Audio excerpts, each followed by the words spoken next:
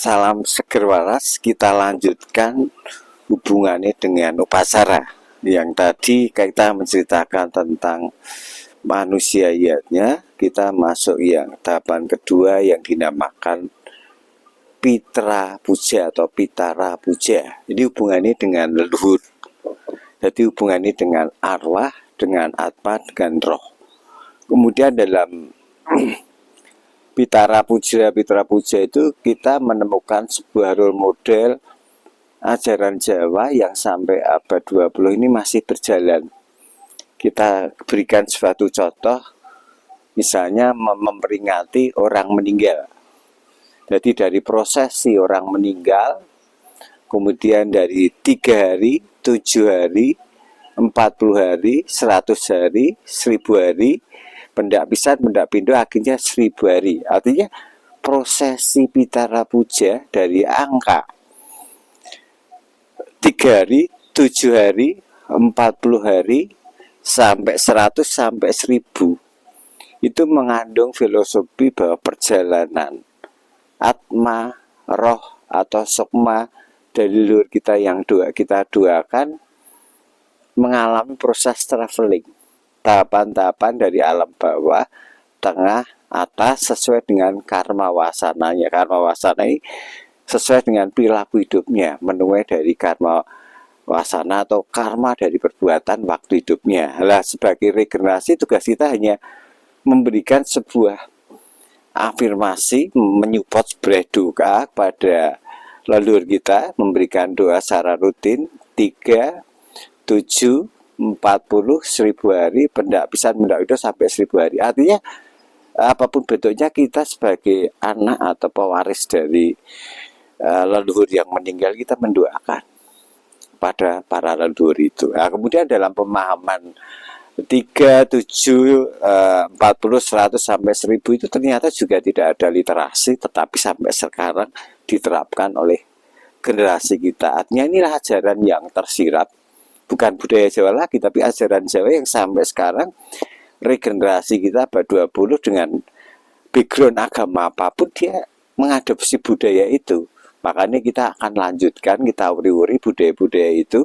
Terus kemudian prosesi-prosesi tahapan upacara untuk orang meninggal di minimal kita kembalikan ke masa lampau. Kita menghargai orang tua kita. Kan kadang-kadang kita melihat dengan pemahaman berbagai keyakinan yang tidak mau membranding ajaran seperti ajaran Jawa, akhirnya ya sak karepe dhewe untuk ngurukti leluhur atau layota itu hanya ditaruh, tidak ada prosesi upacara dan sebagainya.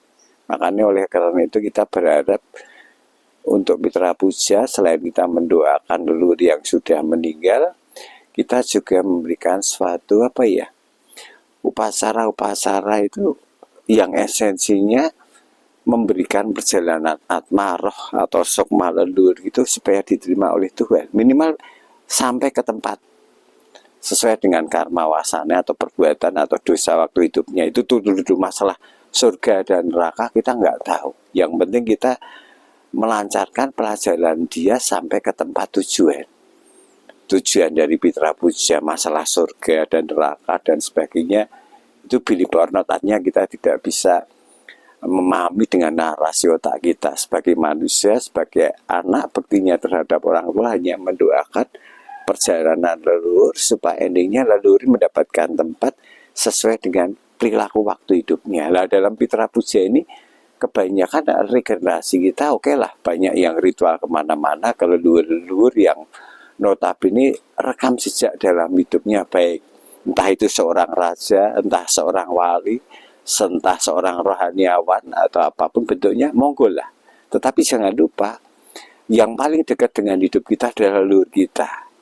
Apapun bentuknya, nek kita ingin curhat dan sharing, itu yang paling ampuh dari pengalaman saya itu tetap leluhur kita sendiri.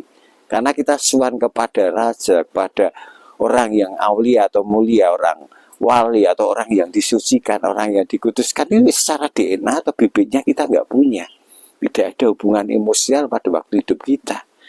Sehingga wis bener tapi kurang bener kalau kita sowan surat kepada leluhur yang punya rekam jejak sebagai orang suci, sebagai aulia atau orang yang dikuduskan untuk the king, the raja, wali, rohaniawan, pujangga, sampai nabi, apapun bentuknya, itulah pemahaman yang benar tapi kurang benar. Nek pemahaman saya kembali ke leluhur saja. Kalau Anda punya problem apapun dalam hidup Anda, problem horizontal, entah ekonomi, entah broken dalam rumah tangga, ataupun dalam karir, apapun bentuknya, seringnya terhadap leluhur. Karena metodologi ini ternyata lebih efektif. Karena leluhur yang tahu secara emosional kita dan sesuai dengan bibit DNA kita, sehingga leluhur memberikan spot doa kepada kita, dikunjukkan langsung pada Tuhan. Artinya apapun bentuknya kan kita nggak bisa langsung terkonek dengan entitas kekuatan Tuhan, butuh perantara-perantara. Ibarat surat, mau ke Jakarta, surat itu harus melalui kantor pos tiap kota, dari Solo, dari Semarang, dan sebagainya. Inilah leluhur kita sebagai jembatan perantara dari permohonan kita. Dan itu tidak ada efek baliknya, artinya ada karma wasananya atau kausalitasnya kalau kita jual kepada leluhur. Sah-sah saja, karena itu ada hubungan DNA. Tapi kalau Anda hanya pergi kemana-mana atau yang bukan Anda kenal, walaupun itu orang suci, orang ahli, orang yang dikultuskan, tapi tidak ada hubungan DNA, sehingga doa-doa Anda sulit untuk dikabulkan, karena secara bibitnya aja Anda tidak mempunyai kualitas hubungan bilateral, hubungan emosional, jenang merahnya, hubungan daging terhadap leluhur itu sendiri. Dari pemahaman ini, kepada yang suka regenerasi kita, leluhur, teman-teman kita orang Jawa yang suka ritual ke makam, ya seyoganya nomor satu adalah leluhur kita sebelum Anda mau pergian kemana-mana. Tapi yang penting adalah sharinglah terhadap leluhur Anda, entah itu ayah ibu Anda sendiri atau kakek buyut Anda atau nenek buyut Anda. Terima kasih, pemahaman saya yang sedikit ini mungkin menjadi sebuah pencerahan bagi kehidupan orang lain. Kalau Anda ingin mencoba metodologi ini, akan merasakan apa yang akan terjadi. Matur nuwun, terima kasih.